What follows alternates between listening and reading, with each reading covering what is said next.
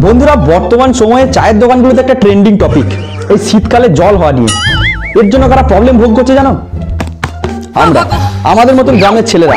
গ্রামের দিকে ভাই যাদের হাতে একটা করে বান্টু আছে, শীতকালে জল হলে তারা যে কি প্রবলেম ফেস করে সেটা আমার থেকে ভালো কেউ জানে না। এবার মেন টপিকে আসা যাক।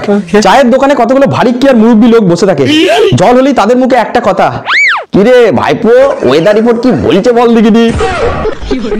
একটু মেঘ ধরছে কিনা হাতে বান্টুটাকে নিয়ে তাদের কাছে ছুটতে হচ্ছে জানো।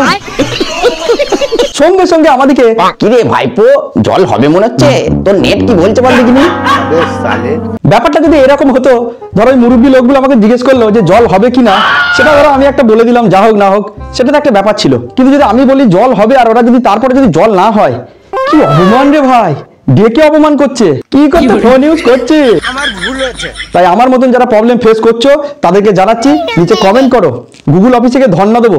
ধর্ণা দেওয়ার পরে ওদেরকে বলবো আমাদেরকে একটা স্পেশাল ওয়েদার রিপোর্ট পাঠাও। তাহলে ভাই আর বাঁচা যাবে না রে ভাই, এই জ্বালায় গা ছেড়ে দিতে হবে, তাহলে পৃথিবী ছেড়ে চলে যেতে হবে। আজকের মতো এখানেই।